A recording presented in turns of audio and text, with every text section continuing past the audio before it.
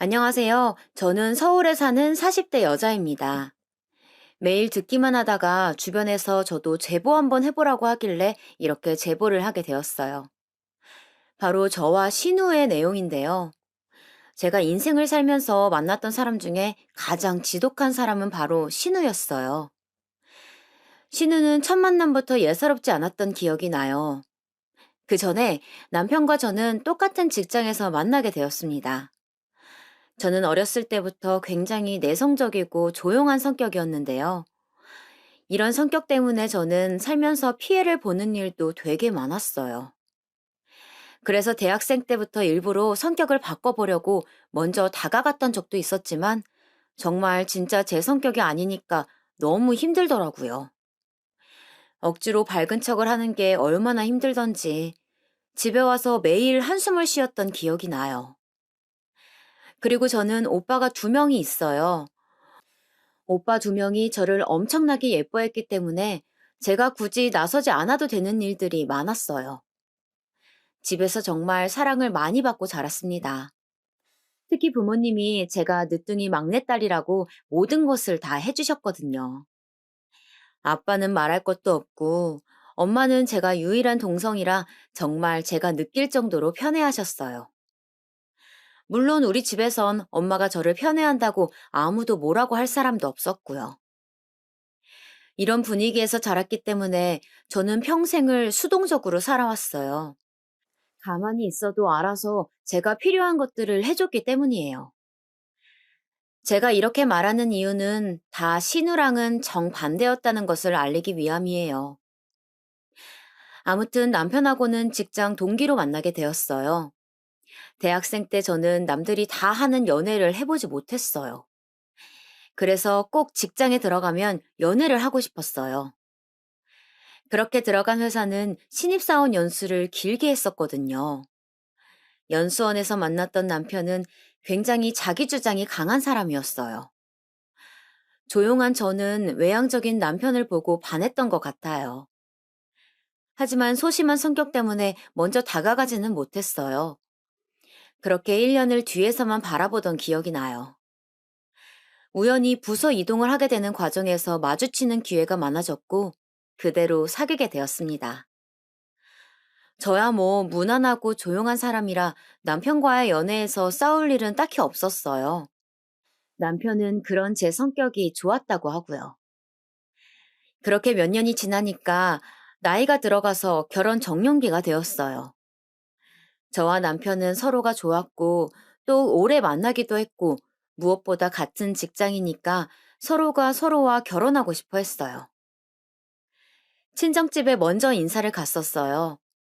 부모님은 곱게 키운 딸이 결혼한다고 하니 처음엔 그렇게 막 좋아하시진 않았어요.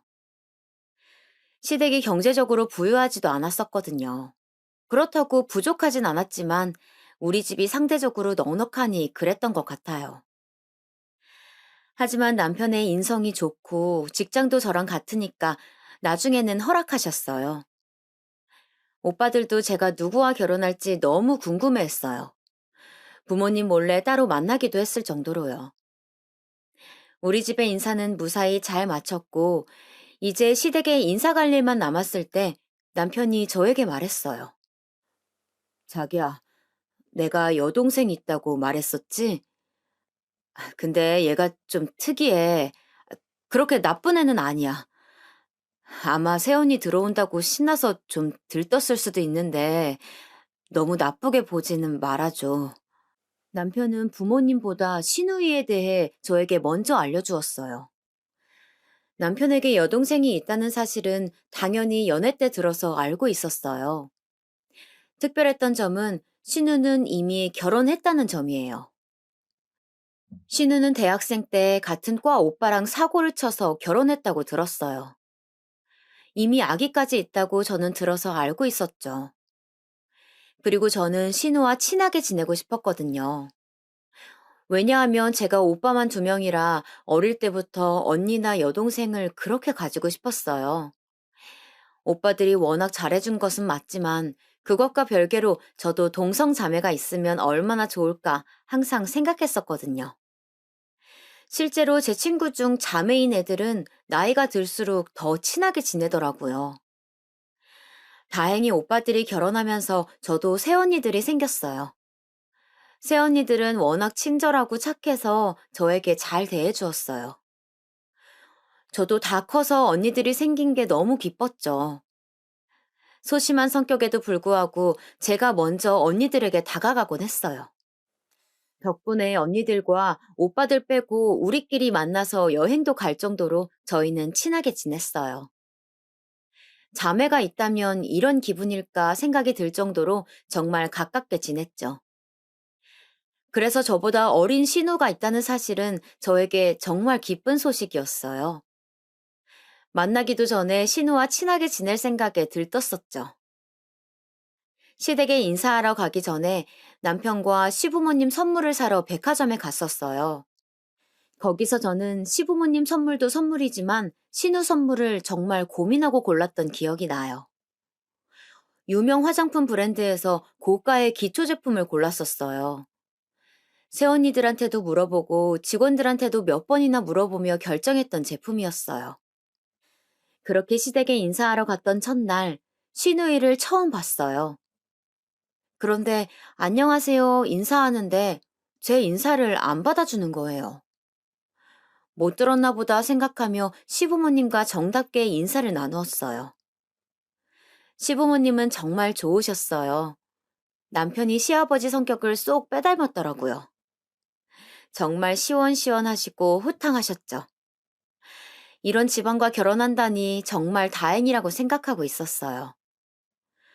그런데 신우는 묘하게 기분이 안 좋아 보이는 거예요. 제 인사를 안 받아줄 때까지는 그냥 기분 탓이라고 생각했어요. 하지만 제가 선물을 건네자 신우가 했던 말을 잊을 수가 없어요. 어머, 언니, 요즘 누가 이 브랜드 써요? 제가 당황해하자 시어머니가 신우에게 왜 그러냐고 나무라셨어요. 저는 머쓱해서 마음에 안 드시면 교환하셔도 돼요. 이렇게 말했어요. 아니다. 내가 대신 쓸게. 정말 고마워. 어머니가 저한테 대신 사과하셨죠. 사실 저 때 시어머니가 나서주지 않으셨다면 저는 결혼을 하지 않았을 거예요. 제가 바보도 아니고 저런 집에 시집갈 이유는 없잖아요. 신우는 그 뒤로도 계속 뚱하게 있었어요. 그렇게 인사를 마치고 집에 가는데 정말 사실 찝찝했어요. 그래도 시부모님이 좋으셨고 또 무엇보다 남편도 옆에서 뭐라 했었고 제가 남편을 사랑하니까 결혼하기로 마음을 먹었어요. 시어머님도 아니고 신우니까 무시하면 되겠지라고 생각했던 것 같아요. 그렇게 양가 상견례를 했어요. 상견례에는 오빠 2명과 시누이까지 다 모였어요. 각자 새언니들과 아주버님과 함께 왔죠. 상견례 자리에서 친정 엄마가 신우에게 칭찬을 해도 그냥 큰 반응 없이 살짝 웃기만 해서 나중에 큰오빠가 저에게 신우에 대해 말을 꺼냈어요. 그런데 네 신우 될 사람 좀 까칠한 것 같더라. 긴장되는 상황이라 그랬나 봐. 평소에는 괜찮아. 그래도 결혼하고 가족 될 사람이라 저도 모르게 두둔하게 되더라고요. 그런데 제가 그렇게 두둔을 해도 신우는 저랑 사사건건 부딪히게 되었어요. 당장 결혼식에도 말이에요. 저는 신우가 입은 한복을 보고 정말 놀랐어요. 누가 봐도 신부 한복 같은 화려한 분홍색 한복을 입고 나타났더라고요. 그걸 본 친정엄마는 표정이 약간 안 좋으셨어요. 아무래도 누가 봐도 그 한복은 신부 한복이었거든요. 그래도 좋은 날이니 제가 엄마한테 따로 귀띔했어요. 엄마, 내가 괜찮다고 했어. 엄마는 제가 괜찮다고 했다는 말을 듣자 그래도 조금 표정이 풀어지셨어요. 엄마한테는 괜찮다고 했지만 사실 저도 기분이 좋지는 않았어요. 오죽하면 작은 새언니가 저에게 말했어요. 아가씨, 정말 신우 될 사람 장난 아닌 것 같아요. 천사 같은 언니가 그렇게 말할 정도라니 저도 그제서야 걱정이 들더라고요. 결혼식 당일엔 워낙 정신이 없으니 그렇게 지나갔어요. 그런데 신혼여행을 갔다 와서 선물을 돌릴 때도 신우는 대놓고 저한테 뭐라 하더라고요. 언니, 이거 유행 이미 지난 거 아닌가요? 요즘도 이런 거 써요? 심지어 시부모님께 드린 선물인데도요. 그래서 저도 사람인지라 표정이 굳어졌어요. 시부모님이 오히려 저한테 괜찮냐고 하셨죠. 보다 못한 남편이 한마디 거들었어요. 아니, 너 저번부터 언니한테 왜 그래? 이제 가족인데 사이좋게 지내면 좋잖아. 내가 뭘 했다고 그래? 무슨 말을 못하게 하네. 저 때문에 분위기가 안 좋아지는 것 같아서 중간에서 굉장히 난감했던 기억이 나요. 집에 돌아가는 차 안에서 남편이 저에게 말했어요. 동생이 대학생 때 결혼해서 현실 감각이 조금 없어. 사회생활도 안 해봤고 대학도 졸업 전에 결혼해서 철이 없어. 자기가 이해해주면 안 될까? 남편 말을 듣고 나니 처음에는 약간 안쓰러운 마음도 들었어요. 어린 나이에 사고 쳐서 결혼하게 된 거니까 어떻게 보면 애가 애를 낳은 거잖아요. 제가 나이도 더 많기도 했고 그냥 좋게 넘어가자고 생각했죠. 하지만 그 뒤로도 신우는 여전히 저에게 적대적이었어요. 시댁 행사가 있어서 참여할 때 신우는 단 한 번도 저에게 먼저 인사한 적이 없어요. 또한 제가 말을 걸어도 항상 시큰둥했죠. 신우는 누가 봐도 저에게 좋은 감정은 아니었어요. 처음에는 저도 잘 지내고 싶으니까 먼저 다가가 보려 노력했지만 그때마다 반응이 안 좋으니 저도 시무룩해지더라고요. 원래 잘 다가가지도 못하는 성격인데 진짜 계속 연습해서 다가가 봐도 반응이 너무 냉대하니까 오히려 머쓱해지더라고요. 그래서 신우를 만나기 전에는 긴장도 정말 많이 했어요. 시어머니, 시아버지보다 신우 만나는 게 무서울 지경이 되더라고요. 그러면서 제가 새언니들과 잘 지내니까 역으로 신우와도 잘 지내고 싶다는 게 어쩌면 제 이기적인 마음이라고 생각도 들었어요. 그래서 어느 정도 시간이 지나고서는 저도 그냥 서로 대면대면하게 지내면 되겠다고 생각했어요. 그런데 신우는 제가 다가오지 않자 오히려 기분이 더 안 좋아 보였어요. 아니, 오히려 그 이후로 저에게 더 적대적이더라고요. 저는 어렸을 때부터 딱히 무력이 없었어요. 부모님이 뭐를 사다 주신다고 해도 정말 필요한 게 없어서 오히려 고민일 때가 많았죠. 그래서 제 돈으로 직접 비싼 물건을 사본 기억은 없어요. 부모님께서도 그래서 이런 제 성격을 신기해 하셨죠. 그런 저를 잘 아는 새언니들이 저에게 선물을 많이 해주는 편인데, 제가 어느 날 큰 새언니가 준 가방을 시댁 행사에 들고 간 적이 있었어요. 언니, 그거 언니가 샀어요? 못 보던 건데. 아, 이거, 저희 새언니가 사줬어요. 언니네 새언니는 정말 착하네요. 선물도 사주고. 언니도 저한테 선물 좀 해줘요. 네? 뭐 아가씨 뭐 가지고 싶으신 거 있으세요? 장난이에요. 전혀 장난이 아닌 것 같았어요. 이때도 시아버지가 저에게 대신 사과하셨던 기억이 나요. 시부모님도 아가씨가 저런 말을 할 때마다 굉장히 난감해 하셨어요. 하지만 남편이 말했던 것처럼 대학 졸업도 전에 아기를 낳고 결혼한 신우여서 시댁에서는 굉장히 아픈 손가락이더라고요. 저에게 신우가 저럴 때마다 말리시긴 하셨지만 정말 딱 신용만 내더라고요. 시부모님도 적극적으로 말리시지 않으니까 신우는 저만 보면 속을 긁어대기 시작했어요. 남편이 아무리 말려도 그 순간뿐이었어요. 그리고 신우에게 아이가 한 명 있었는데 시댁 행사에 오면 항상 아이를 저에게 맡기더라고요. 사실 저와 남편은 아이를 결혼하자마자 가지고 싶었어요. 그런데 무슨 일인지 아이가 안 생기더라고요. 그래서 정말 많이 노력도 하고 그렇게 좋다고 유명한 병원에도 많이 찾아다녔어요. 그런데도 아이가 생기지 않아서 남편과 저는 정말 마음고생이 심했었죠. 그런데 갈 때마다 그걸 아는지 모르는지 항상 저에게 아이를 봐달라고 하는 거예요. 물론 저도 오빠들 아이처럼 예쁘고 착하면 먼저 봐주고 싶었을 것 같아요. 하지만 신우 아기는 정말 너무 떼를 많이 쓰고 돌보는 게 쉽지 않았거든요. 무엇보다 제가 신우를 그렇게 좋아하지 않다 보니까 아이까지 미워지더라고요. 어른이니까 그러지 말아야지 생각해도 마음을 새로 고쳐먹는 게 생각보다 어려웠어요. 그리고 신우는 아이를 항상 저한테 맡기면서 했던 말이 있어요. 아이가 최대한 옆에 많이 있어야지 빨리 아이가 찾아올 거예요. 물론 미신이겠지만 저 말을 듣는 사람 입장은 마냥 좋지는 않았어요. 정말 똑같은 말을 해도 아다르고 어다르다라는 속담도 있잖아요. 저희 새언니들은 저한테 마음 편하게 가져라. 아이가 조심성이 많아서 엄마한테 오는 게 약간 느린가 보다 등등 좋은 말만 해주었는데 신우는 제 속을 긁는 말만 해서 더 미웠어요. 그냥 저를 보면 툭툭 내뱉는 말들이 되게 많았거든요. 언니, 그러면 임신 힘들어요. 이런 말들이 저를 오히려 더 힘들게 했어요. 안 그래도 병원 다니고 약 먹고 검사하고 그러느라 진이 빠져 있는 상태였는데 옆에서 부정적으로 저러니까 힘이 쭉 빠지는 느낌이 들더라고요. 속상한 마음에 혼자 밤에 울기도 했었어요.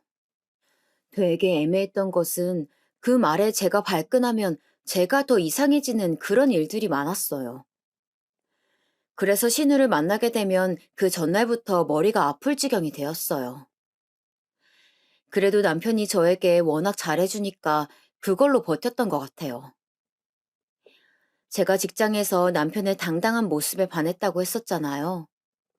워낙 시원시원한 성격을 가지고 있는 남편은 제가 그렇게 힘들어할 때마다 옆에서 기운을 북돋아 주었어요.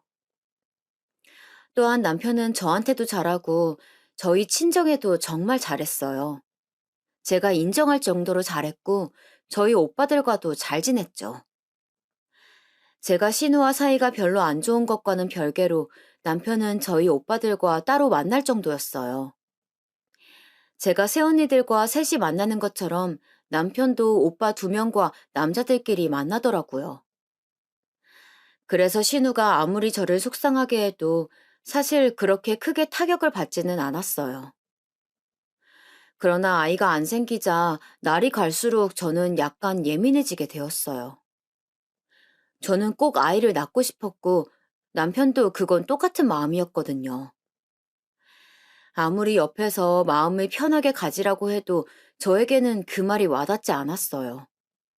왜 남들한테는 그렇게 잘생기는 아이가 우리한테는 와주지 않는 걸까 원망도 많이 했어요. 거의 태어나서 처음으로 마음고생을 했던 시기였어요. 걱정을 하도 많이 하니까 살도 굉장히 많이 빠졌어요. 너무 힘들 때는 그렇게 제가 사랑하는 조카들도 볼 생각이 안 들더라고요. 제가 너무 힘들어하니까 새언니들도 저를 안타깝게 생각했어요. 정말 그러면 안 되는데 제가 당장 너무 고통스러우니까 새언니들 연락도 피하게 되더라고요. 남편도 저한테 정말 잘해주었지만 그런 것은 다 지겹더라고요.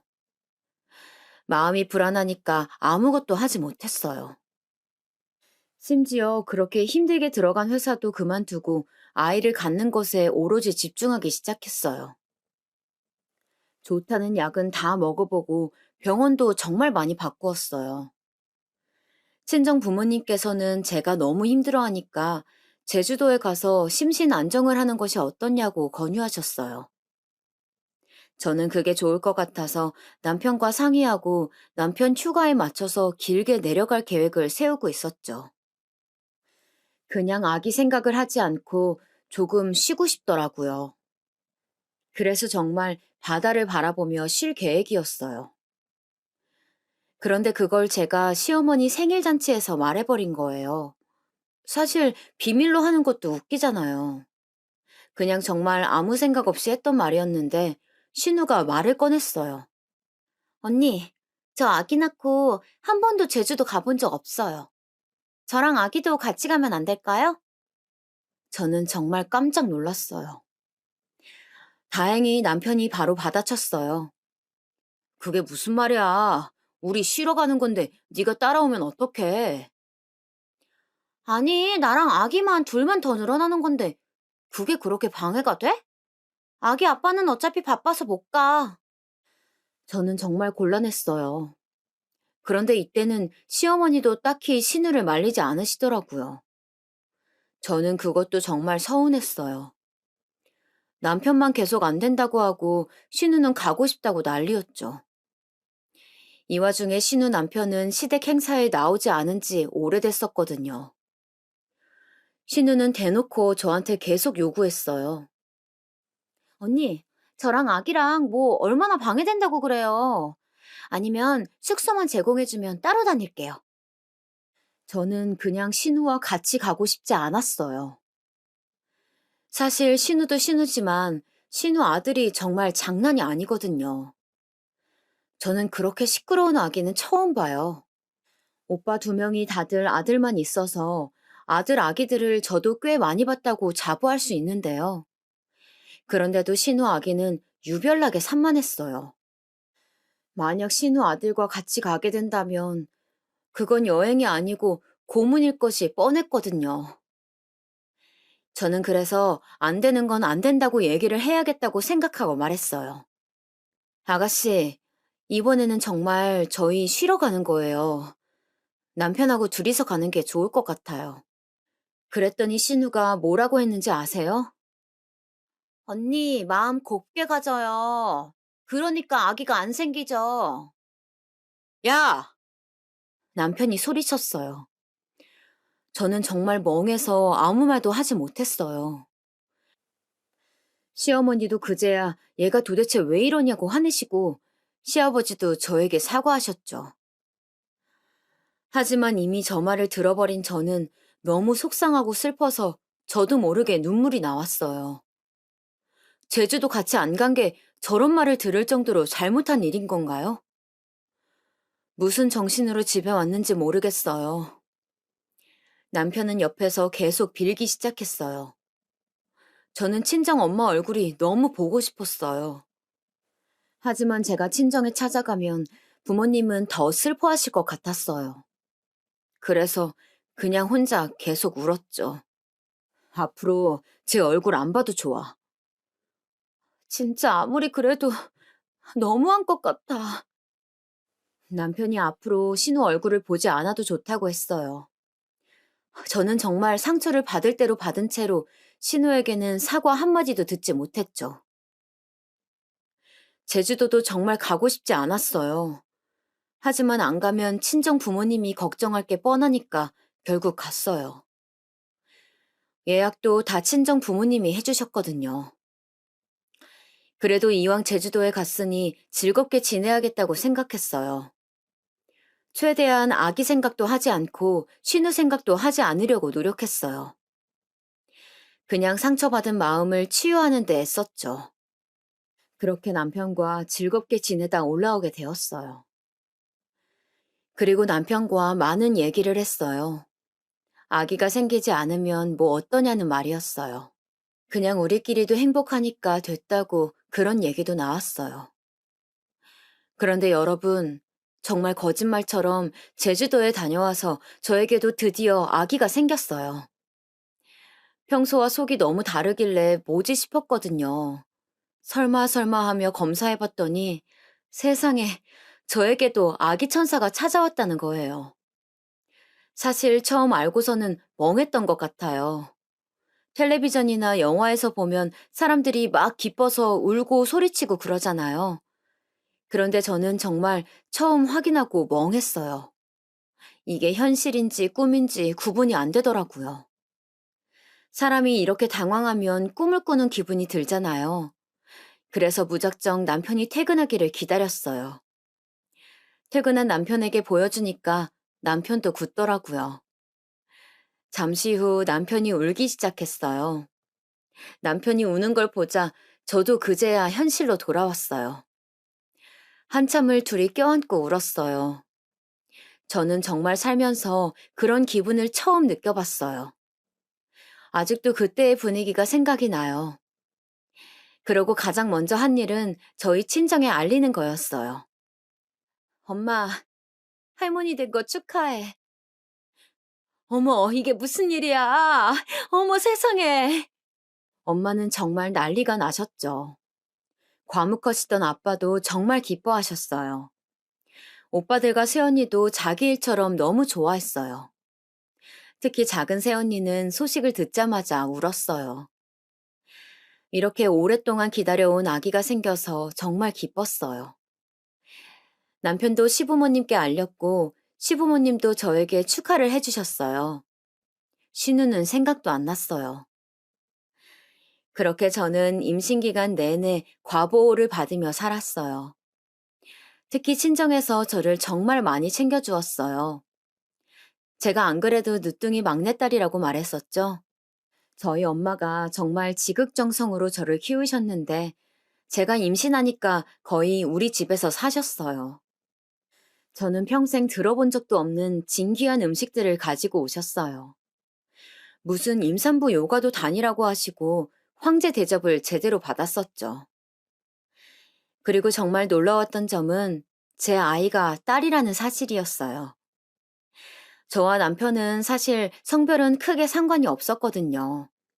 그냥 아이 자체를 원했기 때문에 아들이어도 딸이어도 아무 상관이 없었어요. 그런데 저희 오빠 두 명이 다들 아들만 있었거든요. 큰 오빠는 심지어 아들 세 명을 낳았어요.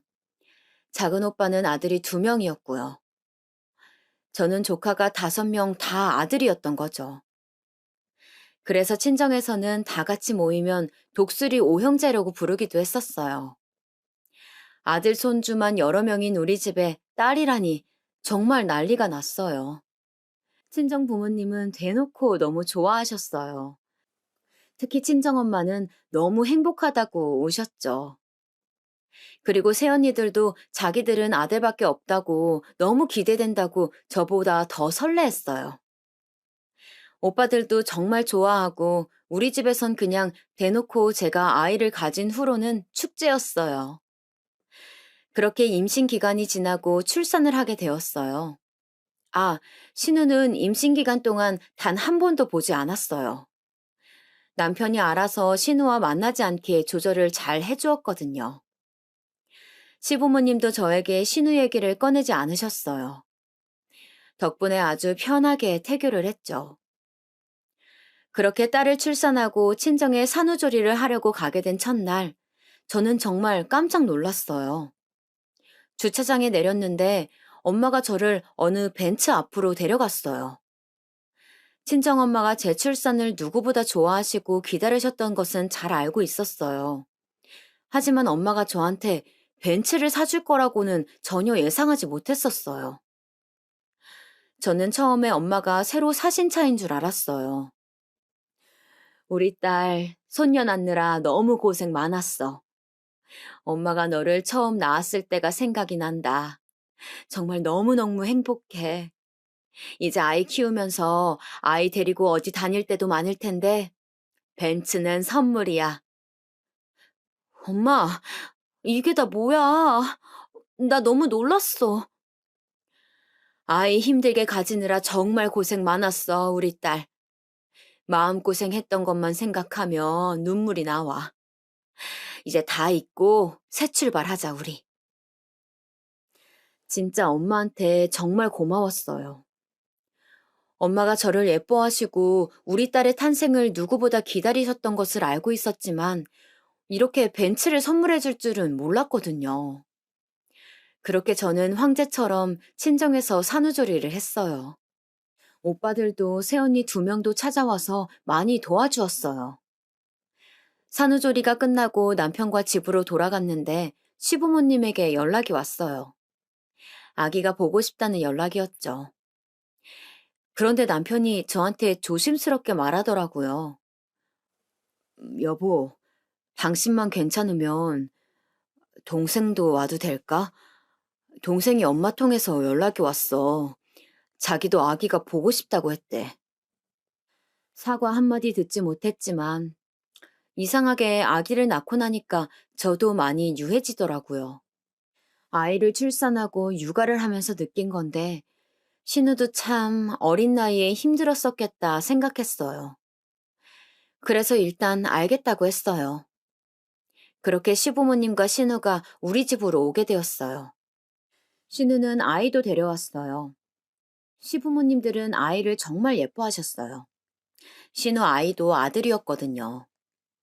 이렇게 양가에 아들 손주밖에 없는데 제가 첫 딸을 낳았으니 얼마나 예뻐하셨겠어요. 신우는 제 기대와 달리 딱히 변한 게 없더라고요. 그래도 대놓고 적대적이진 않았어요. 어쩌면 시어머니가 미리 입단속을 시킨 걸 수도 있고요. 신우 아들은 역시나 시끄러웠어요. 이미 친정에서 오빠 아들들을 봐왔지만 정말 비교가 되더라고요. 아기를 꼬집을까봐 초조해하며 지켜봤어요. 그렇게 집에서 밥을 먹고 시부모님을 배웅해 드리려고 주차장으로 내려갔어요. 그런데 마침 시부모님이 차를 제 벤츠 옆에 주차해 놓으셨더라고요. 엄마, 그 벤츠 장모님이 사주셨어. 남편이 벤츠가 제 것이라고 말하자 신우는 눈에 띄게 표정이 굳어졌어요. 시부모님은 너무 부럽다고 하셨어요. 그러면서 당신들이 챙겨주지 못해서 미안하다고 하셨죠. 저는 정말 괜찮아서 괜찮다고 대답했어요. 신우는 그날 역시나 인사도 하지 않고 돌아갔어요. 그렇게 저는 신우랑은 이렇게 대면대면하게 지낼 줄 알았죠. 그런데 며칠 뒤 신우에게 연락이 왔어요. 언니, 저 지금 동창회 가는데 타이어가 망가진 것 같아서요. 언니 벤츠 오늘만 써도 될까요? 동창회가 우리 집 근처더라고요. 저는 아이를 보고 있어서 어차피 밖에 나갈 일이 없었어요. 그래서 알겠다고 하고 주차장으로 내려갔어요. 신우는 전날 처음으로 저에게 밝게 인사하더라고요. 언니, 정말 고마워요. 신우가 기분이 좋아 보이니까 저도 덩달아 기분이 좋았어요. 저는 제가 차를 빌려준 이 행동이 큰 파장을 일으킬 거라고는 전혀 상상도 못했습니다. 그렇게 신우는 동창회를 갔는데 남편이 퇴근하고 저희가 슬슬 자려고 했는데도 연락이 없었어요. 무슨 일 있나 싶었지만 밤이 늦은 것 같아서 일단 잤어요. 그리고 다음날 연락을 했는데, 아, 언니, 벤츠요? 그거 지금 우리 집 주차장에 있어요. 언니 오늘 찼어요? 제가 바빠서 내일 연락해도 돼요? 오늘은 저도 쓸 일이 없긴 해요. 그러면 이번 주 내로 가져다 주세요. 신우는 알겠다고 하더라고요. 저는 아기가 많이 어렸기 때문에 집에만 있어서 정말 차를 쓸 일이 저 때는 없었어요. 그런데 그 주가 지나도 차를 안 가지고 오는 거예요. 제가 산후 도우미를 부르고 저도 슬슬 시간이 많아져서 차를 쓸 일이 생기기 시작했어요. 아가씨, 제 차 언제 가져다 주세요? 아, 언니, 저 오늘 진짜 바쁜데. 제 차 언니네 주차장에 있잖아요. 일단 그거 쓰세요. 신우의 차가 우리 집 주차장에 있기는 했어요. 문제는 그 차의 상태였어요. 진짜 완전 똥차였거든요. 저는 사실 저 차종 이름도 모르겠어요.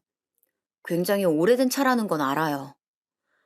남편 말로는 구형이라던데 그냥 한눈에 봐도 안 좋은 차라는 건 알겠더라고요. 저는 그 차는 타고 싶지 않았어요. 그래서 신우에게 제 차를 가져다 달라고 말했죠. 언니, 내일 가져다 줄게요. 신우는 계속 저에게 차를 가져다 주지 않았어요. 그렇게 몇 주가 지났어요. 차가 너무 신경이 쓰였지만 아기가 너무 어려서 거기에 온 신경이 쏠려 있어서 많이 집중하지는 못했어요. 계속 신우에게 달라고는 했었는데 그럴 때마다 신우는 자기 차를 쓰라고 하는 거예요. 그런데 어느 날 저녁에 남편이 저한테 굉장히 놀라하며 말하더라고요. 아니 여보, 이거 당신 벤츠 아니야? 뭐지 싶어서 봤더니 글쎄 신우가 메신저에 제 벤츠 사진을 올려놨다는 거예요. 이거 내 벤츠 맞아. 뭐야? 알고 보니 신우는 제 벤츠를 자기 차처럼 행동했더라고요. 사실 그 전까진 남편에게 말을 하고 있지 않았어요.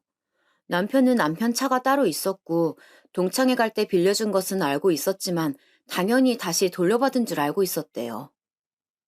남편은 그 자리에서 바로 신우에게 전화했어요. 야, 차 빨리 가져와. 그거 네 새언니 거야. 왜 네가 타고 다녀? 장모님이 네 언니한테 선물해 준 거야. 오빠, 벤츠는 어울리는 사람이 타는 거야.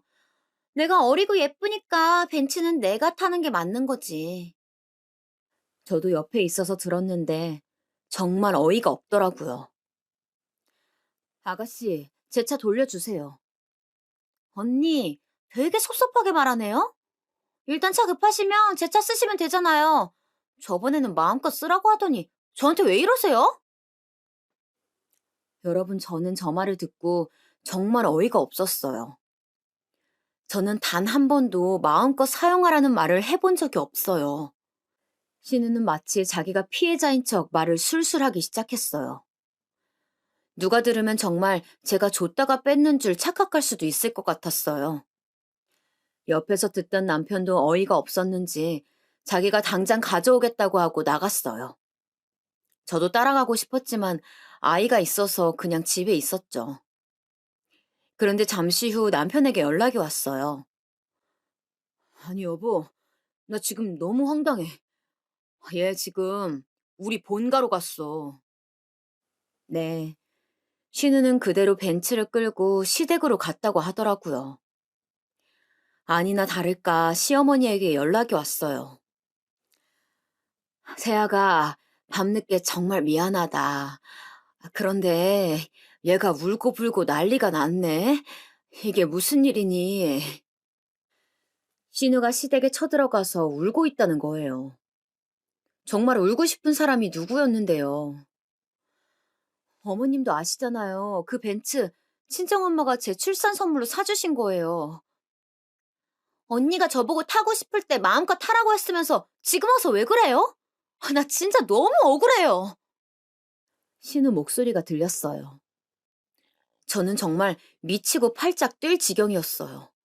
억울한 건 신우가 아니라 저였어요. 이윽 후 남편이 시댁에 도착했는지 연락이 또 왔어요. 여보, 얘 미쳤나 봐. 지금 차키 어디 있는지 말을 안 해.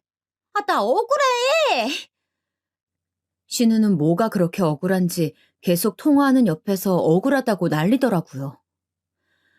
아기가 아직 신생아여서 자다 깨다 반복하는데 정신이 없어서 아기한테 신경을 제대로 못 쓰겠더라고요. 도저히 안 될 것 같아서 남편에게 말했어요. 여보, 일단 그냥 와. 지금 밤도 너무 늦었고 아기 나 혼자 감당이 안 돼. 결국 그날 남편은 아무 소득 없이 돌아왔어요. 남편은 자기 직전까지 저에게 미안하다고 하더라고요. 하지만 남편이 무슨 죄예요. 저도 너무 억울하고 머리가 아팠지만 일단 다음날 얘기해야지 싶었어요. 그리고 다음날 일어나자마자 신우에게 연락했어요. 아무리 제 성격이 참고 산다고 해도 이건 아니잖아요. 그동안 나를 얼마나 무시했으면 저렇게 행동할까 생각도 들었어요. 그래서 큰맘 먹고 몇 번의 연습 끝에 전화를 걸었어요. 아가씨, 제 벤츠 주세요. 언니, 제가 어제 얘기했잖아요. 벤츠는 어울리는 사람이 타야죠. 언니는 이제 직장도 안 다니고 딱히 쓸 일이 없잖아요. 어차피 아기도 신생아라 어디 갈 곳도 없고요. 그리고 무엇보다 제 차 거기 있잖아요. 제가 그냥 막무가내로 쓰겠다는 것도 아니잖아요. 도대체 저한테 왜 이러세요? 방귀 낀 놈이 성낸다라는 표현이 이럴 때 쓰는 거 맞겠죠. 도대체 저한테 왜 그러냐는 말은 제가 해야 하는 말 아닌가요, 여러분? 진짜 눈 뜨고 코 베인다라는 표현도 쓰고 싶었어요. 아가씨, 저 장난하고 싶은 마음 없어요. 이따 남편이 아가씨 집으로 가면 벤츠 돌려주세요. 제가 말하니 그냥 전화를 확 끊어버리더라고요. 이쯤 되니 저도 더 못 참겠더라고요. 그리고 사실 시부모님께도 좀 서운했어요. 누가 봐도 아가씨가 억지 부리고 있는 상황이 맞잖아요. 그런데 적극적으로 말리지는 않더라고요. 남편이 답답해서 시부모님에게 쟤 좀 어떻게 해보라고 말해도 말로면 그러지 말라고 하고 적극적으로 나서지를 않더라고요.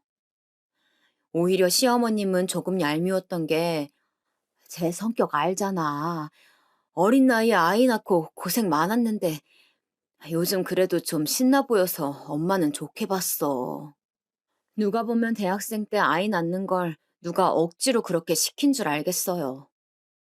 그러면서 저희 친정이 잘 사니까 벤츠 한 대 정도는 괜찮지 않냐는 뉘앙스더라고요. 진짜 말이 안 되잖아요. 아무리 친정이 여유 있게 산다고 해도 벤츠 선물을 뺏어가면 안 되는 거잖아요. 그렇게 신우가 행복해 보이는 게 좋으면 시부모님이 사주시면 되잖아요. 도저히 그럴 여유는 없으니 저에게 그냥 주는 게 어떻냐는 뉘앙스였어요. 사람이 너무 황당하면 말문이 막힌다던데 제가 딱 그랬어요. 처음에야 정신이 없어서 그냥 넘겼지만 이제 저도 너무 화가 나더라고요. 그리고 그냥 제가 제 돈으로 사서 쓰던 차면 더 참았겠어요. 하지만 그거는 친정엄마가 제 출산 선물로 사주신 거잖아요. 엄마가 저 고생했다고 우리 딸 예쁘다고 사주신 건데 자기가 타고 다니면 어떡하나요? 엄마 얼굴 생각해서라도 그건 안 되겠더라고요. 막말로 저보다 신우가 제 벤츠를 더 많이 타고 다닌 것 같았어요. 아니, 정말 그건 사실이었어요. 제가 아기 낳고 아기가 신생아라 잘 움직이지도 못해서 벤츠는 많이 타보지도 못했거든요. 제 차를 무슨 자기가 선물 받은 것처럼 잘만 타고 다니는 신우에게 화가 났어요. 무엇보다 신우에게 대놓고 뭐라고 말도 못하는 제가 너무 싫더라고요. 그렇게 너무 속상해하고 있는데 작은 오빠에게 연락이 왔어요. 저도 모르게 반가워서 오빠에게 울면서 다 털어놓았죠. 작은 오빠는 제가 우니까 처음엔 굉장히 당황했어요. 그러나 제가 울면서 말을 하자 갑자기 그대로 있으라고 하더라고요. 잠시 후에 큰오빠와 작은오빠 그리고 친정엄마 셋이 집으로 찾아왔어요. 저도 모르게 저를 그렇게 예뻐하고 아끼는 사람들을 보자 눈물이 더 나오더라고요. 특히 엄마 얼굴은 우느라 제대로 쳐다보지도 못했어요. 엄마, 나 벤츠 뺏겼어. 어떡해, 진짜. 너무 속상하고. 미안해. 엄마가 나한테 사준 건데. 얘는 뭐가 미안하니? 됐어. 친정 식구들을 보자 저도 모르게 그동안 당했던 것들이 생각났어요. 그냥 좋은 게 좋은 거지 싶어서 이제까지 말을 안 하고 있었는데 억울한 마음이 커지자 저도 모르게 말을 술술 하게 되더라고요. 신우만 만나면 내가 듣고 싶지 않았던 말을 골라서 듣게 되니까 정말 힘들다고 말했어요. 너무 막무가내라 시부모님이 말려도 듣지도 않는다고 했죠. 특히 저에게 상처였던 제주도 사건도 얘기를 꺼냈어요. 그런 말까지 들으면서 내가 그동안 이런저런 일을 당했었다고 울면서 말했죠. 큰오빠는 그 말을 듣고 화를 주체하지 못하겠다고 밖으로 나갔어요. 작은 오빠는 신우에게 전화하겠다고 난리를 쳐서 말리느라 정말 고생했어요. 그런데 친정엄마는 이상할 정도로 침착하더라고요. 엄마, 괜찮아? 내가 괜히 말했나 봐. 미안해. 엄마는 한동안 조용히 있었어요. 그러더니 일어나시고 저한테 말했어요. 일어나, 나가자. 저도 모르게 일어나서 엄마와 나갔어요. 엄마는 오빠들에게 제 딸을 잘 보고 있으라고 말했어요. 둘 다 아기 키워본 경험은 있으니까 문제 없었어요.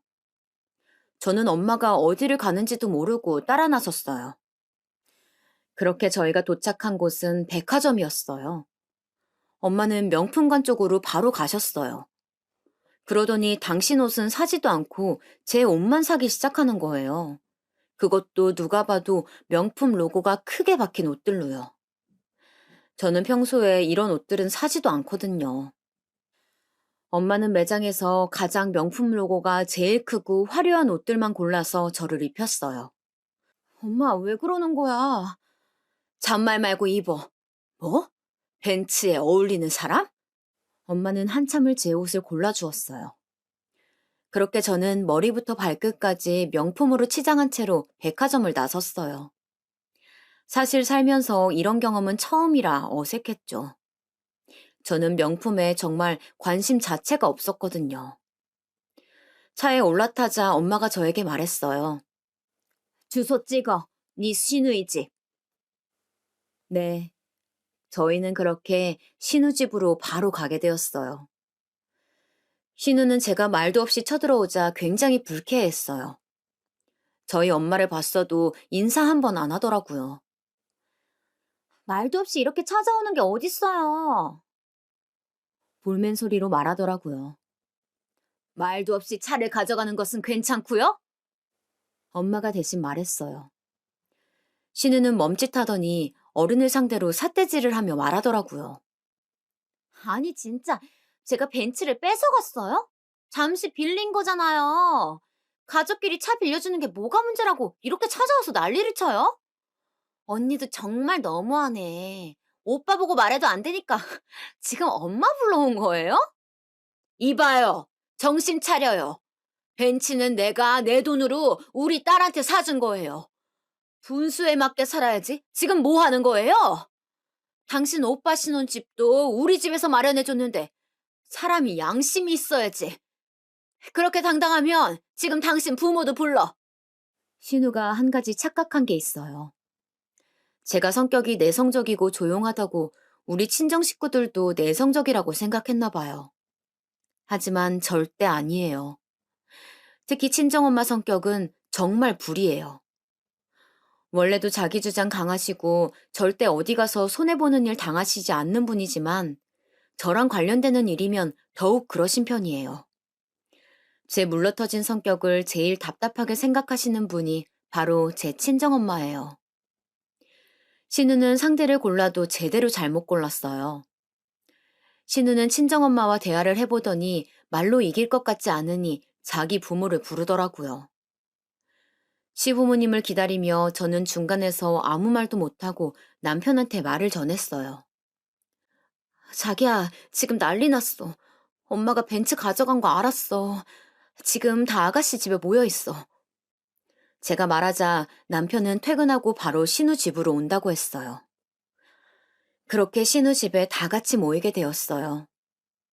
정말 난장판이 따로 없었죠. 남편은 시부모랑 신우에게 화내고 시부모도 창피한지 신우에게 뭐라고 하고 신우는 저한테 뭐라 하고 정말 시장바닥도 이것보다 시끄럽지는 않았을 거예요. 그렇게 시끄러운 중간에 친정엄마가 큰 소리로 말했어요. 그래서 벤츠가 누가 누구한테 사준 거냐고요. 내가 내 자식한테 사준 건데 왜 난리냐고. 저희 엄마 목청 정말 유명하시거든요. 엄마는 계속해서 말씀하셨어요. 뭐? 어울리는 사람이 벤츠를 타? 그러면 우리 딸이 타야지. 그런 행색으로 벤츠 타면 욕먹어 이 사람아. 마지막으로 신우에게 저렇게 말했어요. 신우는 얼굴이 새빨개졌어요. 하지만 본인이 저한테 말했잖아요. 어울리는 사람이 타야 한다고요. 이제야 왜 친정엄마가 저에게 백화점에 가서 명품으로 도배했는지 알겠더라고요. 그러면서 엄마는 계속 말씀하셨어요. 저는 사돈한테도 정말 서운해요. 애들 신혼집도 우리 집에서 해줬어요. 혼수도 우리 집에서 해줬어요. 저는 이 서방 서운하지 않게 많이 지원해줬어요. 그런데 돌아오는 건 차를 강탈한 딸을 방관하는 거네요? 이러시면 너무 서운해요. 친정엄마가 대놓고 시부모님에게 말씀하시니 시어머니는 아무 말씀이 없으셨어요. 그러게 내가 차 세원이한테 주라고 했잖아. 도대체 왜 나서서 집안 망신을 시켜? 시아버지는 그제야 신우에게 뭐라 하시더라고요. 시어머니도 한숨을 쉬시며 신우한테 그만하라고 하더라고요. 남편은 창피하다고 밖으로 나간 지 오래였어요. 신우는 그렇게 말을 잘하더니 아무 말도 못하더라고요. 친정엄마의 기에 눌린 것 같았어요. 얼마나 저를 무시했으면 친정엄마를 보고도 그렇게 삿대질을 할 수 있는 걸까 생각하니 마음이 아팠어요. 막상 친정엄마가 대놓고 자기 부모에게도 뭐라고 하니 아무 말도 못하는 게 정말 통쾌하더라고요. 엄마는 마지막으로 말했어요. 차키 내놔요. 다시는 벤츠 탐내지도 말아요. 그리고 그 똥차 빨리 가져가요. 격 떨어져. 신우는 울면서 차키를 가져왔어요. 엄마는 신우 손에 있는 차 열쇠를 빼앗듯이 가져왔어요. 그리고 제 손에 쥐어주셨죠. 너무 착해서 걱정이었는데 앞으로 이렇게 근본도 없는 사람이랑은 상대도 하지 마라. 그리고 제 손을 잡고 끌고 나왔어요. 밖에 있던 남편은 친정엄마를 보자마자 죄송하다고 하더라고요. 이서방이 무슨 잘못이야. 들어보니까 이서방도 정말 고생 많았더라. 엄마는 그렇게 저를 우리 집으로 데려다 주셨어요. 차키는 남편에게 주었고 남편이 벤츠를 몰고 집에 돌아왔어요. 돌아오는 차 안에서 가만히 차를 타고 가는데 저도 모르게 웃음이 나오더라고요. 신우에게 당했던 말들과 엄마가 신우에게 했던 말들을 차례로 곱씹어 보는데 정말 통쾌했어요. 엄마, 정말 고마워. 나 그동안 쌓였던 거 다 내려갔어.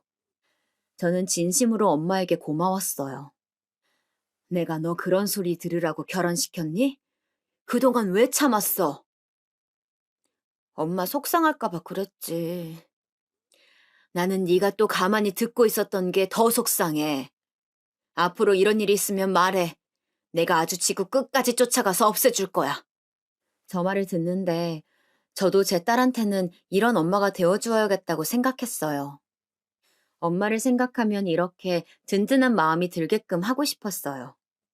그리고 우리 집에 도착해서 내려서 주차장에 벤츠를 주차했어요. 벤츠를 보는데 정말 뿌듯하더라고요.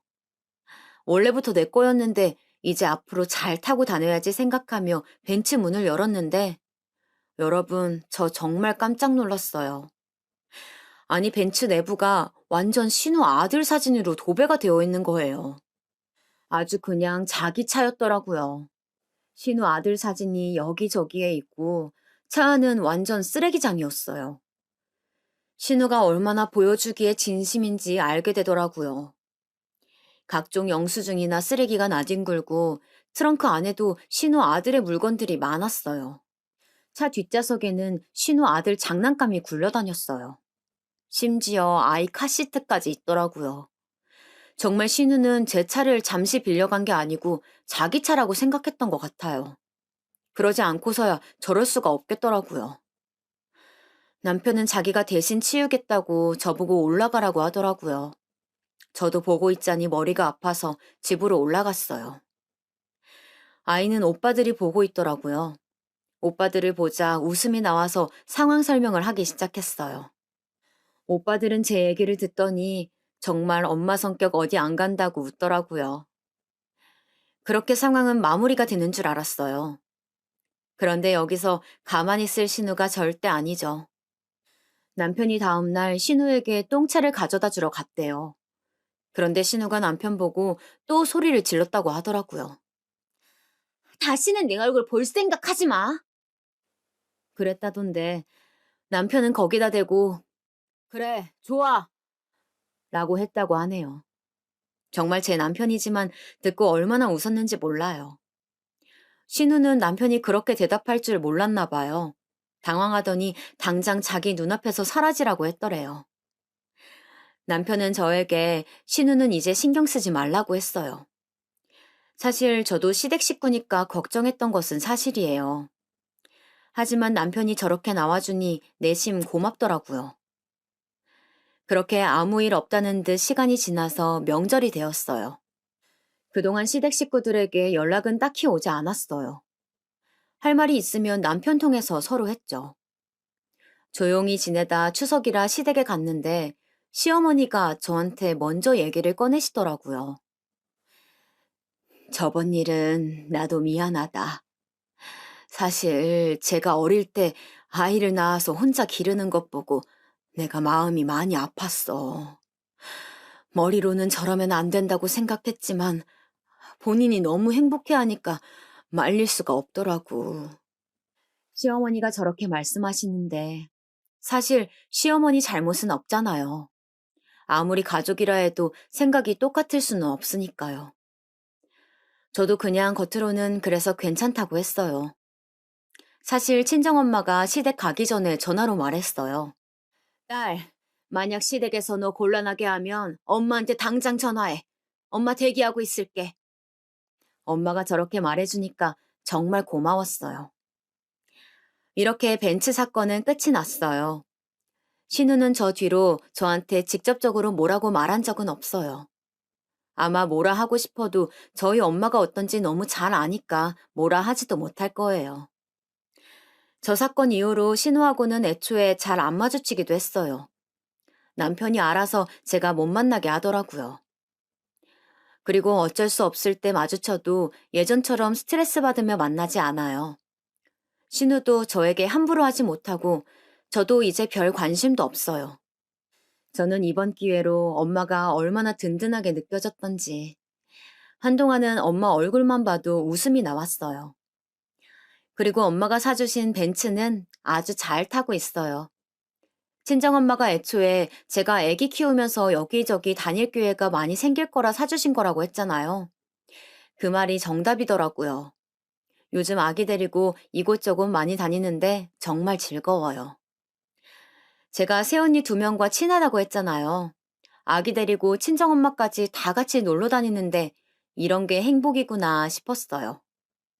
또 조카들도 어찌나 제 딸을 예뻐해 주는지 보고만 있어도 웃음이 나와요. 친정 식구들이 저에게 이렇게 든든한 방패막이가 되어주니까 정말 행복해요. 친정엄마는 저 사건이 지난 이후로도 계속 저에게 말씀하셨어요. 만약 네 신우가 괴롭히면 말해. 아주 입버릇처럼 말씀하세요. 그리고 새언니들도 저에게 그랬어요. 아가씨 괴롭히면 우리가 쫓아갈 거야. 이렇게 저를 생각해주는 사람이 많은데 제가 신우 한 명 때문에 스트레스 받을 필요 없다고 생각해요. 그리고 아기가 커가면서 느끼는 행복도 정말 소중해요. 아기를 낳기 전에는 몰랐는데 낳고 나니까 아기라는 존재가 정말 큰 의미를 지니고 있더라고요. 저는 요즘 아기 재롱 보는 재미로 살고 있어요. 혼자 딸이라 친정에서 얼마나 사랑을 많이 받고 있는지 몰라요. 저는 제 아이한테 저희 엄마처럼 든든한 존재가 되어줄 거예요. 그리고 남편하고 사이도 좋아요. 물론 모든 부부가 그렇듯이 저희도 가끔은 싸우지만 그런대로 남편은 항상 제 편이에요. 만약 남편이 없었다면 신우도 물리치지 못했을 거예요. 결혼 생활 초반에 신우 때문에 고통받았던 게 이제는 전생 같네요. 왜 그동안 나 혼자 꾹꾹 참았나 생각도 들더라고요. 앞으로는 저도 참지 않고 부당한 일을 당하면 당당하게 얘기하는 사람이 돼야겠다 생각도 했어요. 이번 벤츠 사건 때는 친정엄마가 큰 도움을 주었지만 앞으로 이런 일이 또 일어나면 그땐 스스로 물리치고 싶어요. 여러분도 누군가에게 고통받던 사건 다들 있으실 거예요. 사람이 살다 보면 별 희한한 경험을 많이 하게 되더라고요. 그럴 때마다 참지 말고 당당하게 맞서는 게 가장 중요하다는 거 잊지 마세요. 요즘 날씨가 확실히 가을 날씨가 되었어요. 밖에 나가실 때 겉옷 챙기시는 거 절대 잊지 마시고 건강관리 유의하셔서 건강하고 행복한 하루 가득하시길 진심으로 바랄게요. 제 얘기 들어주셔서 감사합니다.